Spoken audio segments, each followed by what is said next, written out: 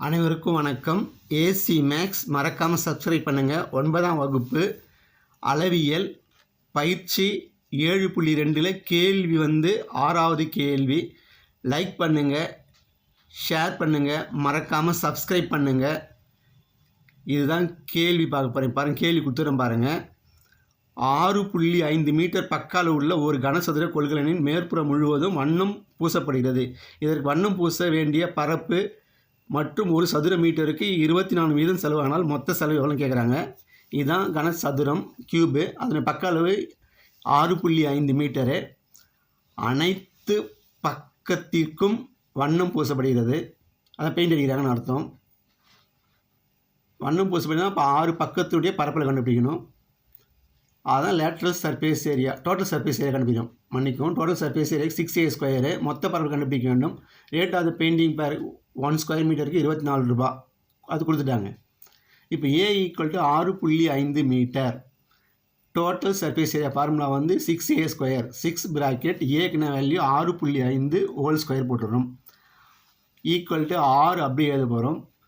6.5 2 வாட்டி ஸ்கொயர் எடுத்தாலும் பெருக்கல் 6.5 பெருக்கல் 6.5ன்னு எழுதுகிறோம். இப்போ 6.5ஐயும் 6.5ஐயும் பெருக்கிறோம்.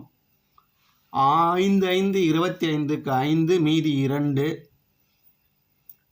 6 5 30 32. 2 கூட்டினோம்னா 6 5 30 0 மீதி 3. 6 36 36 3 39. இதை கூட்டினீங்கன்னா 5 2 இது 12 மீதி 1 4 வந்துடும். புள்ளிக்கு அப்புறம் 2 ஸ்தானம் இருக்குது. புள்ளி 5 புள்ளி 2 ஸ்தானம் புள்ளி வச்சுக்கிறோம். 42.25. அப்போ 6 பிராக்கெட் 42.25. இப்போ இதை 6ஆல் பெருக்கிறோம். அப்படியே 6 5 30 மீதி 3. 6 2 12 12 3 15 மீதி 1. 6 2 12 12 1 13 மீதி 1. 6 4 24 1 25. 2 ஸ்தானம் தள்ளி புள்ளி வச்சிங்கன்னா 5 0ன்னு புள்ளி வந்துடும் முன்னாடி. அப்போ 250.50 மீட்டர் ஸ்கொயர். இதுதான் மொத்த பரப்பளவு. இந்த மொத்த பரப்பளவை 24 பெருக்கணும். Rate of the painting cost 24 ரூபா ஒரு மீட்டருக்கு. அப்போ டோட்டல் காஸ்ட் கண்டுபிடிக்கணும். மொத்த ரூபா கண்டுபிடிக்கிறதுக்கு 253.50 பெருக்கல் 24 ரூபாயில் பெருக்கிறோம். 24 ரூபாய் பெருக்குனா என்ன வரும்? 253.50 பெருக்கல் 24. 4 0 பெருக்குனா 0. 5 20க்கு 0 மீதி 2. 3 12 12 2 14 4 மீதி 1.